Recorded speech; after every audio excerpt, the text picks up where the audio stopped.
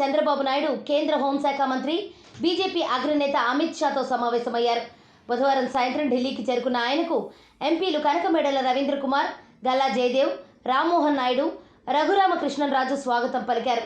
ఆ తర్వాత గల్లా జయదేవ్ ఇంటికి చేరుకున్న చంద్రబాబు ఎంపీలతో చర్చించారు.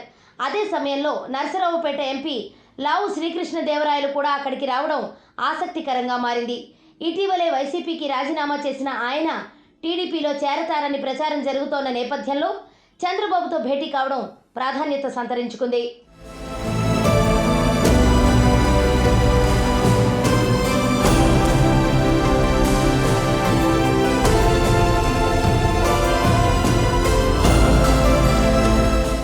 అనంతరం కేంద్ర హోంమంత్రి అమిత్ షా, బీజేపీ జాతీయ అధ్యక్షుడు జేపీ నడ్డాతో చంద్రబాబు ప్రత్యేకంగా సమావేశమయ్యారు.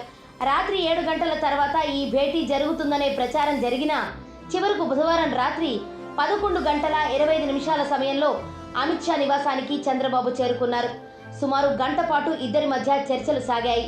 వీరి సమావేశం ముగిసే 10 నిమిషాల ముందే జేపీ నడ్డా అక్కడి నుంచి వెళ్లిపోయారు.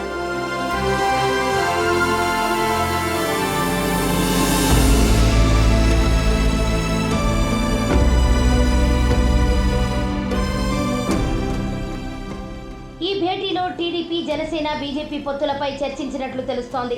ఎన్డీఏలో భాగస్వామిగా ఉన్న జనసేన ఇప్పటికే టీడీపీతో పొత్తు ప్రకటించి ఎన్నికలకు సిద్ధమైన వేళ ఇప్పుడు టీడీపీని కూడా ఎన్డీఏ కూటమిలోకి ఆహ్వానించడానికి బీజేపీ అగ్రనేతలు చంద్రబాబుతో సమావేశమైనట్లు తెలుస్తోంది. దీనిపై త్వరలోనే ఉమ్మడి ప్రకటన చేసే అవకాశం కనిపిస్తోంది.